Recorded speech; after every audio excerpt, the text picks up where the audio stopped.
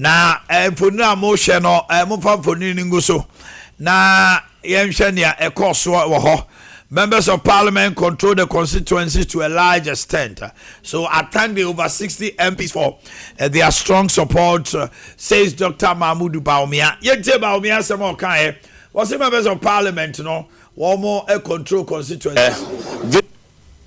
From our members of Parliament, I think that it was a very happy visit. It was a courtesy call, and it's a call to declare support for me, and I am so happy in terms of the group that have declared support for me from Parliament.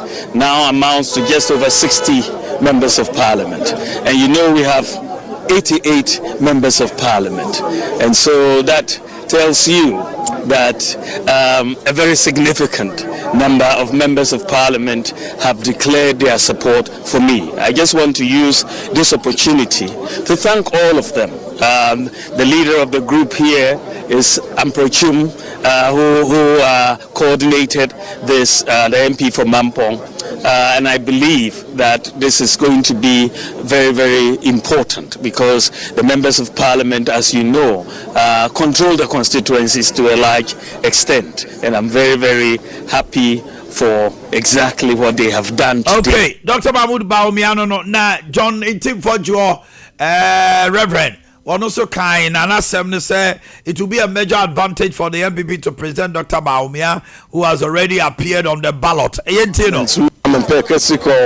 On Dr. Mahmoud Bawumia and to indicate our support for him. As a matter of fact, there are a number of other members of Parliament who some are out of jurisdiction, some are also indisposed, some also have some prior commitment for which they didn't join us. But the number overall would have been much more than the over 60 that you saw today. As they were entering, you saw them and you captured them. This goes to indicate the overwhelming majority support in the base, who have expressed confidence in renewing the mandate of Dr. Mahmoud Bawumia to lead the party into the 2028 election.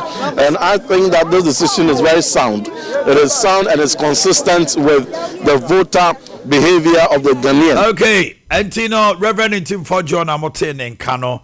Na eno amuna my Kennedy akompre kwa Japan so say no pana no ato ensa afre 268 former MMDCs or more MPP musu omu nyina mehia no no omu nidi na onfa na nisu ade huntu omu no nti wo sha na je say bona ena ekoso nti yewie ye no na yentie ensema ekoso no ho Kennedy.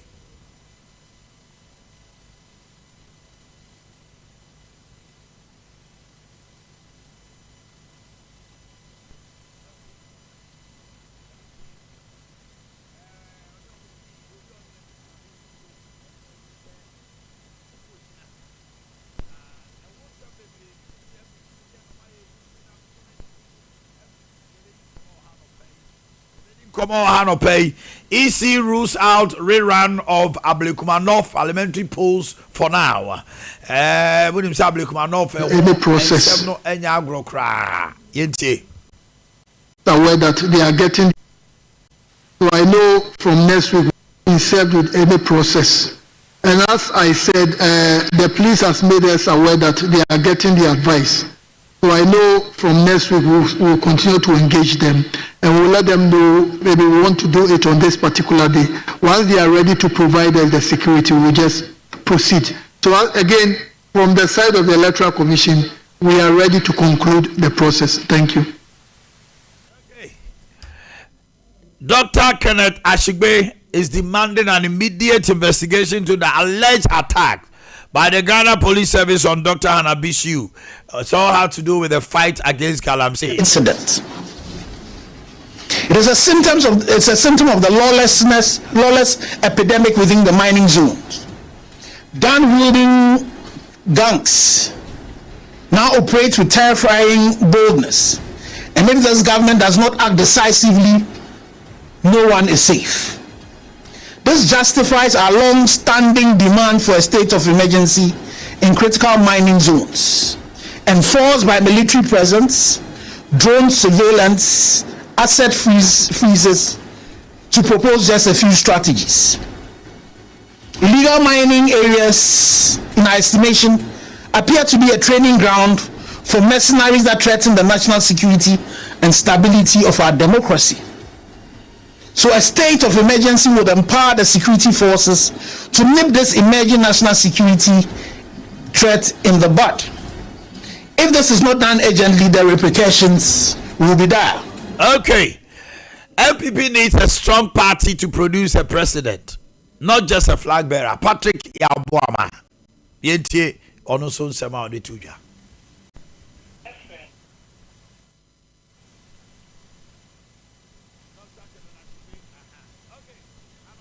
Yaw akwaba. Asante akwaba. Mami ntio. Yaw, mami shout you free ho. Akuntan komono edoso.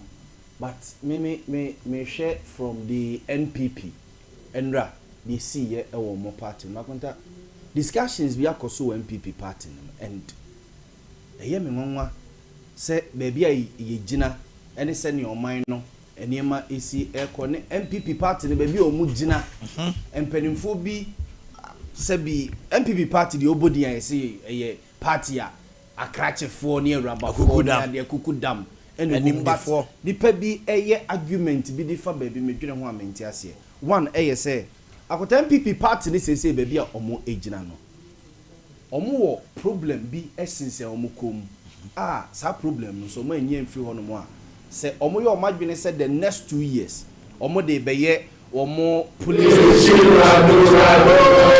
station aba be region ne ho ahwan a sade no wo linger on sa ebeto aso saa kosi se sade ne ebefo eno ne flag bearer any whoever leads MPP party this is say we akota MPP fi say elections no mukoko lusu ye no eye se bi baumia tania no oye etire mo mu lusu ye 2 eye baumia muslim no oye enkwa ne mo mu lusu ye enya no nko ne mo a MPP elusu o mo elections no there's one thing o mo nti o mo ne nhwe ye time be no mo to abayi baumia as flag bearer way back in 2023 November and omoto abayi baumia as flag bearer na oko elections in 2024 that's right omoto abani wiye no na owo omoto ya na yura December that's right also didi nkomo one also ye manifesto committee 2 also bridges any ade reconciliation is an no oye ansana waba beto omanemu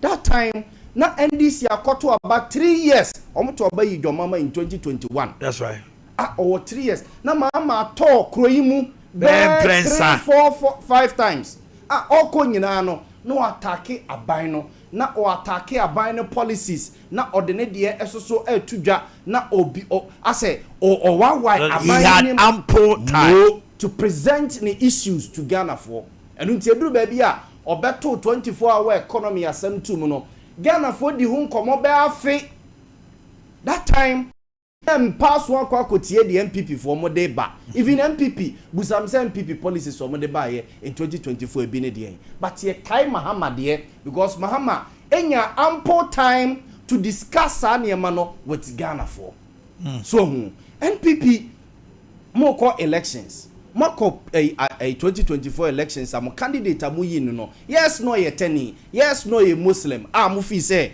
enema amu lose elections no but mo anya ample time to explain your policies to Ghana for it is a national council no fi say baby aye gina no your problem bi essence ye kom ba ko aye say ye be flag bearer ama dede we ye tani we ye kremoni ntina ya to abama ye no we su ye Kristo ni we di atem we amo ya we ska na ehiafo ye kasa mamu nkasa bi ne sa ne amanema ne nyina etuo betwa no eye se ye bekọ akoyi flag bearer of the party akunta man you MPP gina o sese no omuni leader wo omo national chairman de krata akomo omo so wo yare na busiafo akuta yes but busiafo ye on kasa national chairman make say omo boa yes on Kasai international chairman abusuafo e de krata akoma party ne say wo yare iti party no kura meeting a e wo so friend onti mi frɛ bio wo munyini mfrim e na omo kofa chairman butedi na babedi ade kai so say chairman buto omo kofa na babedi ade no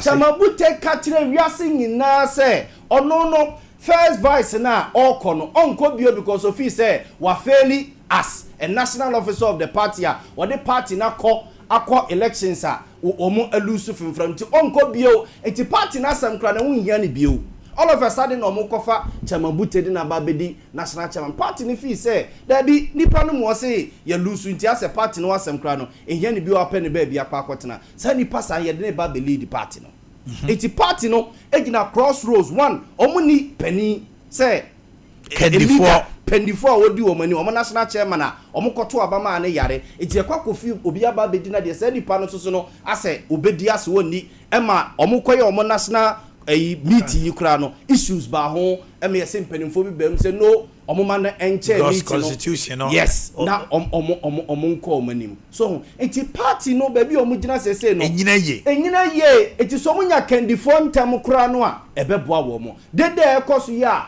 abronya tisunyan no oto missiles ba na Ernest osu bem party agogo no so to be sia no se party ni benya leaders isi ya na se oktiam se abronye henceforth sadie we uye biewa se ni ye de beyo Ernest osu bem pa sadie we uye biewa se ni ye de beyo so de yina age atum ye candifo ni okan yetie se Justin Kodua from Pon koka ye se we general secretary wu ni se tumi no so hu enti so mo benya candifo ntamu a ebeboa party no amoma toto omo entotoye eti emi nwanwa se nipa bi se na ade ne ye ko congress ntam na ade na hwe ebi so attack se yesi obibi top up bottom say down top bottom bottom up akunta omo ye down to top no evie bebrebe ni akosi omo say that's right nye down to top no omo ye omo de call 2024 ona omo kosesa sa nim guase wi akunta ye bibi over the years. You can't do the same thing and expect a different result. Why? Adena mo person mo de ebia sa problem we ye de sa solution we na solve ye. It is our problem we ba ye pese ye sa so de sa solution we na ye de solve problem number 1 no ye sa so de kokko solve. Party ni fi se be bi o ma ba gina no. Sa problem na da ho no mo sese no. Se yi sa problem ni free ho no mo a efie be dwo am ye timi se bi ya dwene na empo ye ka asem a atoni patirim ya ba me brebo hamusa we na me kwa santi ho the MPC aye ne sese don't you see say it's open a floodgate because constituency bi wo hon ma me nim say MPs no consult wo ma o ma tu anamo e yam pass MPs no control constituencies but these are 60 MPs we have 275 constituencies is it so significant and I say if MPB has a CR, not the constituency chairman, and the women organizers, they elected about 14 of them. Echo declared to another candidate. Is it not going to create chaos? There are interesting days ahead of the MPP party.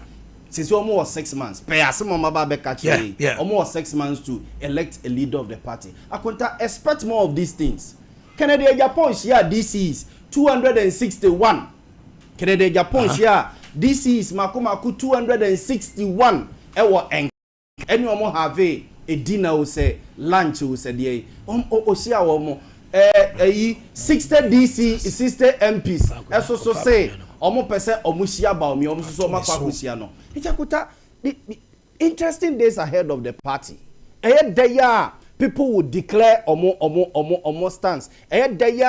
Ebi beki kebi achire obi. Enra mete se nana bi ka asem bi de achire party empanimfo ne party ma se yes omo kokon akonya na ato ofie akonya to ofie a yes akama mu no yes ye de kuntunkuni ne kobene ena kuntunkuni ene kobene na ekokopre enti ebasa enibreba eba party nim ene call mo be call akokopre eye pani akonya ne nyina ho no they should watch their words omo hwe omo ensem kaye bi eyie omo nsusu ni atem omo nsusu nhoro wo mo ho omo ensusu nse wo mo ho na ema so mo kokon no wie na omo bafie na omo eba bek tiesie fie a etimi asiesie ye sense be se ase omo ehoro na omo hora na afei ubedi nipa na temu a na afei uhunu nipa no a na afei na upinche no a enyeye eti baby a yedro no those things ebeba more Niema we bebre. Afa ni ebe hu constituency chairman.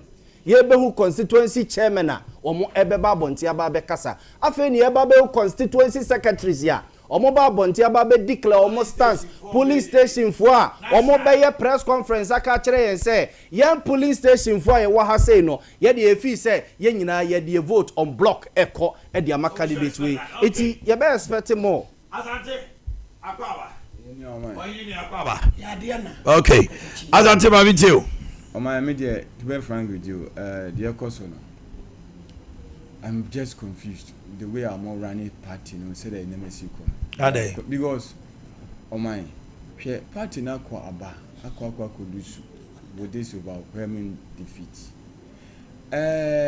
edi kamo sa akwati committee mo the report no dey nyina support say my emfa ensa no tudwa ama man sign this nimu no party no mpanifo no some of them are privy to the report and on na ema party be hu kwan fa so a ntwo na nkasa bae no ekofa bae eno da ho yentu ho na mo bia how they will do the correction now regards to say yenye no top down or bottom up no on my do they say bottom top down na bae no we dey consultation with the grassroots no say be okay adwene we na afa yene delegates na won form so enko dwene ho mienhwe how are they going to no mo ko na 19th no oh nice decision on the abano if 19th delegates conference says no it's no oh my say when they said the confusion will be more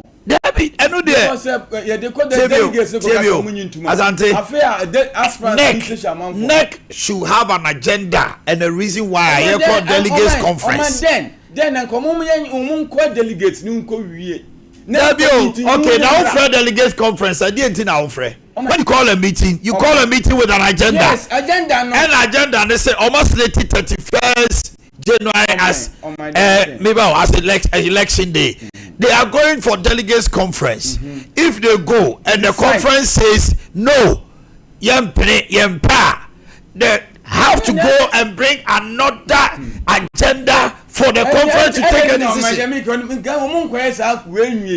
proposal number okay ya kwa kwaji atum efiri na ekro yetimi kwa campaign na yenye na afa de yese adwekwa no enya NCP ma party manyintu mu no yese se bi ye adwumo and they say the National Executive Council is the highest decision body they have that authority to even alter something in the constitution na here adwuma and yese na 19 tunde so ben kan faso ni so the 19th on say committee no one another committee no constitutional committee no lawyer Frank Davis they are going to present that constitutional amendment no it's a major thing but we no so a National Executive Committee no akano and also so will come to play but their major conference a constitutional amendment and the National Executive Committee no they have authority to take a decision a party no and a neck no say a constituency chairman and all people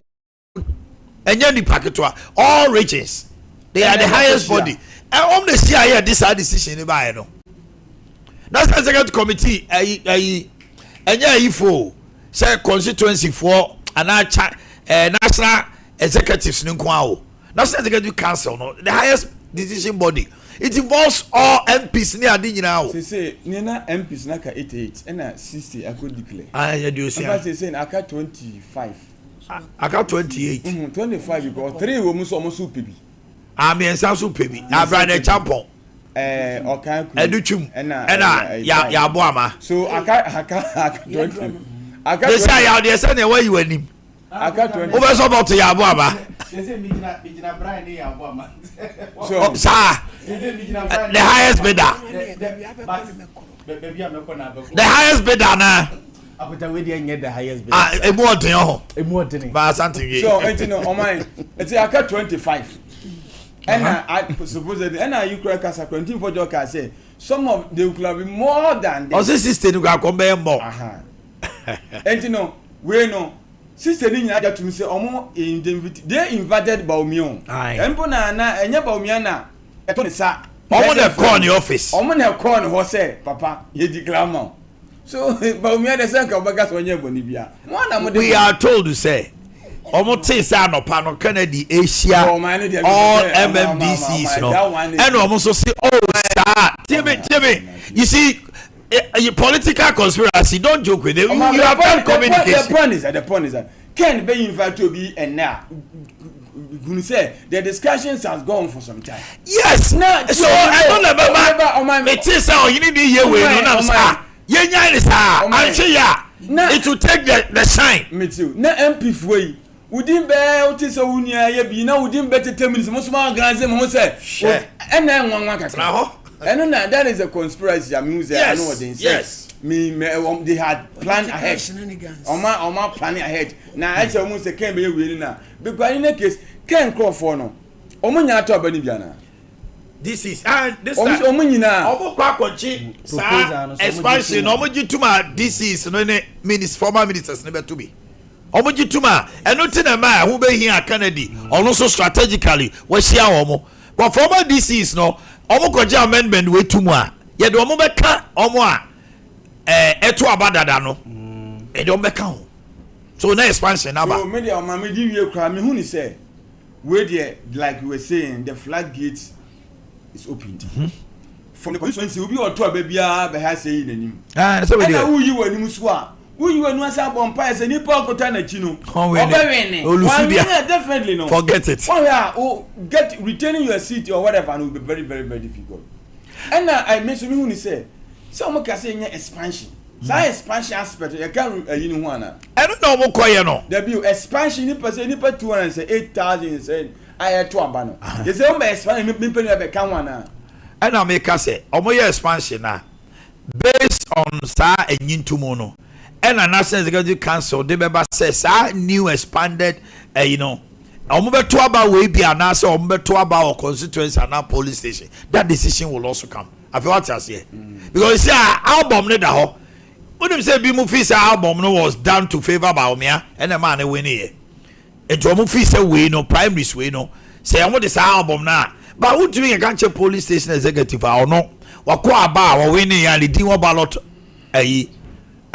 album the time on so say ugo ina free adako fa nipa foforo ba nti omo ana beto nti o mama dem the man see them for now no say there's interesting days ahead and they say you hear how the game we played in the next 6 months no because how what can say be bedroom maybe no go say projection no say na man and for that matter man for jiri say we dey asumdue be ba the top down dey asumdue be ba than the fence top down no squad in new and yasem no the gang of 9 I didn't move san ko bi Adelimo na jogate de minim maintain jogate Jakobeko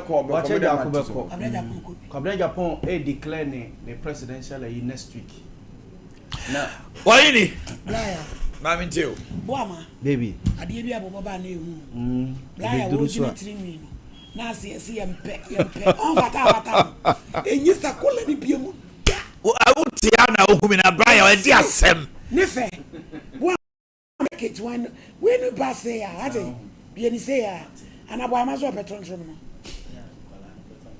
ayo o man be fancy we you now guys oh yes small boy MPP na wo mo to mo wi ade na brichi antre bra gagantua lusu fana lusu ntre o matimi ahihye bibia wi a ase o chena nkwa na yeto abeya so o mahurasi mu ntem se o ma dwen se so man burunsuo no ntem ama mani anye kokwa eni ma sisi ye te se o muti abadwokuo bi so o munchi mu sade kofa entwodue gagantua fana lusu e baaye ye timu asem say ne kosi ye ade we ne ba ye ma ye lusu yi anamo be ne yetu afa ho ye koye nim no de hu ya ne se enko fastati declare nam say eh Ghana for womo ehun MPDC for from Ghana for sao dabi sadie ne bra enya wo na akopeu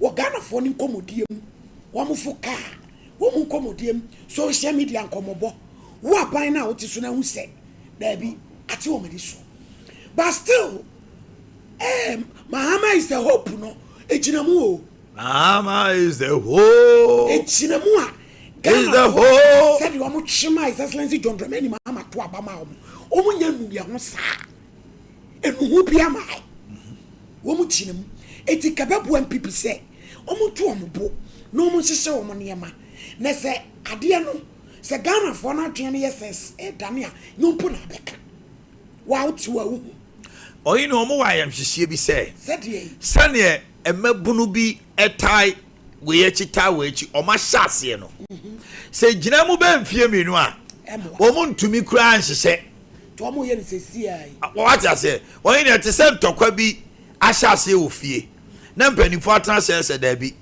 ade ba ade na de ntokwa ne ba ade we no omu pre ene mum yanhwe na de ye de mama no ye mfama no na omu tena se se ye tena se ne ye se we na ne dia inya de mani wi a amemfie woni mu kura no edom ne se omu pewe a atisa ahinie mfie mienu ye bo atwede wo ekuro bi so saa ye si hini wi a on say ya na even though opposition wo but ye yi ohina wi no opposition wo say o tene aban no e wo niam bi no me ka opposition e wo omo amu me ka in general say opposition say NDP no mu wo say mu hwe aban no say niam bi nkoyi a mu atene mu akasa amani pemu say de mani atu asi mu amu so ya mu ye nti aban no say bibi ni na enkoyi a o be ka na be ma se be jafo no be o be ya ma afanya ma ke mbe o be ai yo nti say wo ma ti asi ma na sante ba wo ma ti asi na how comes you about national oh national dey obekopa how comes in the national dey obeko ye bompa ye se nyame moa na de omu ye ni bia enye yi na said the nasante e bo aka no kasantwie bebrebe no a wo mo betu ye ntoma gufin ye wi a afa ye hu bi ebi mu kansama kase a omu wi ye no na nipa no tumi nya kape said the na kana no odin a obetumi akasa ma MPP no tumi nka bi because wo ku party no e wo brade na ono wo hwenti enti na de yesre omu ko no boko se party na ba bi gina so se ye nto abane ma na se unko independent dia wo kasa hwechi na wo be hwie asaba na party ni da gotem se wo nte wo ho na MPP na so be gina so omo nto abama wo dia e bra omo ye campaign no ebi mu hwo omo nsem yie na ebi mu kan sama kase dodo ena titire wo mo chitafo no ya na pani ni kura de bu okura on ni kasa ne bio na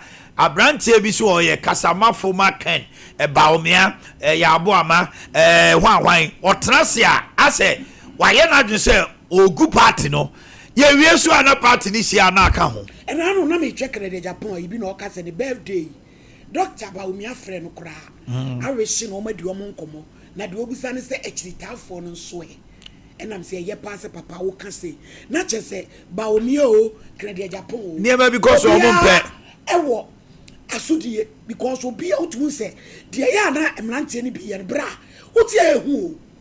But the Yana so say, Brantian Koye Bibi, now a bet in lieu to the benefit of Papa Noir. As one thing, no, I said, sir. I said, Yow. What two mobile this say? I don't think that should be. Even I have called about me. I've called Ken to apologize. They do it. Oh yes. Producers they be a guso candidate be any slogan or they bakukwa out of many one let us arise and build. Ono ne die ni na we sentence baby be say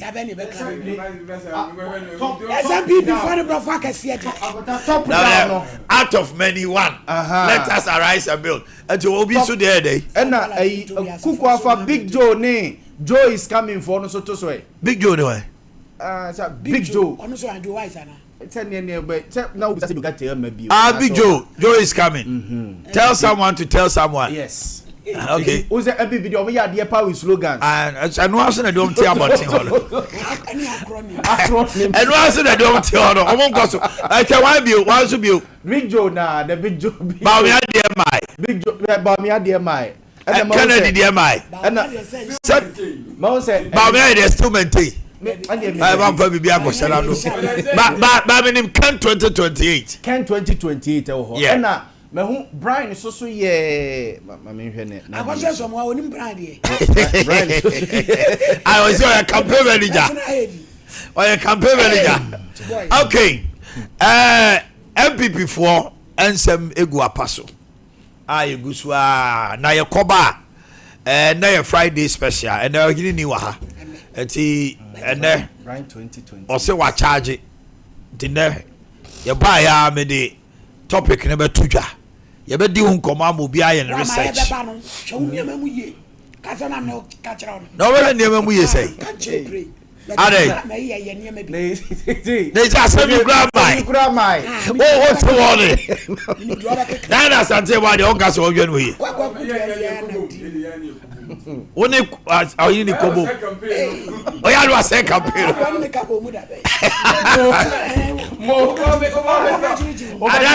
Adalo campus felu akeka bia wa bo aba. Ela we ni. Es wojeju. Oya sabotier. Abusia for ye J ahome aba ma ye the tip of Jumedi Abremo. Orlando ne emba de Bremo. Ye koba ne aka